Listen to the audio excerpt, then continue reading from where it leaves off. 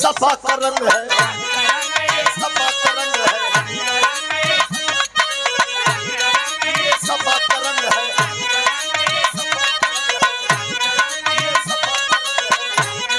ये सपा का रंग है।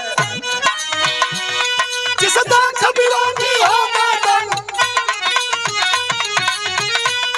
जिस दाख विरोधी होगा, जिस चढ़ गया, जिस चढ़ गया, जिस चढ़ गया, मुझे चढ़ गया सपा का रंग।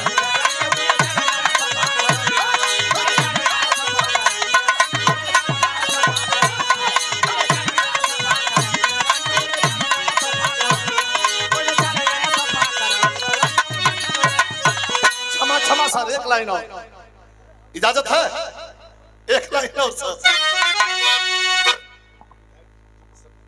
और डॉक्टर वीरेंद्र यादव विधायक जी के सम्मान में हमारे भैया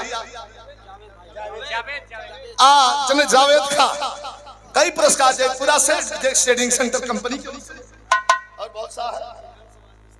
अरे क्या बता, विधानसभा अध्यक्ष राजेंद्र यादव जी और ये राजनाथ यादव जी, एक लाइन सर सम्मान। कैसा देश सही है? संविधान से चलने वाला, संविधान से चलने वाला अरे देश चाहिए। यहाँ नागपुरिया कानून की गुंजाइश नहीं है, यहाँ नागपुरिया कानून की गुंजाइश नहीं है। जा गया है पिछड़ा, दलित, अल्पसंख्यक, आदिवासी, पीडीए चल पड़ा है। और आने दो 27 कितना हूं, बेईमानी कर लो, उखाड़ करके तुम्हें फेंकने के लिए तैयार है पीडीए। संविधान से चलने वाला अरे देश चाहिए।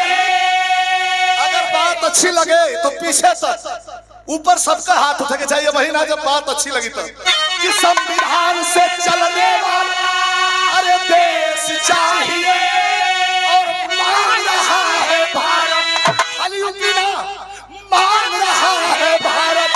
अरे मुझे अखिलेश चाहिए कि मुझे चढ़ गया सत्ता।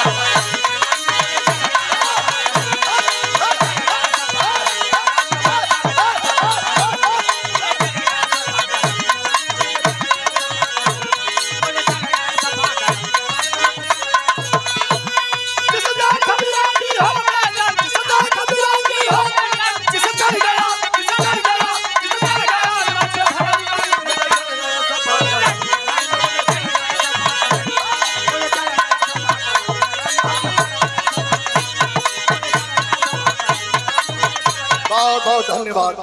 अभी फिर एक बार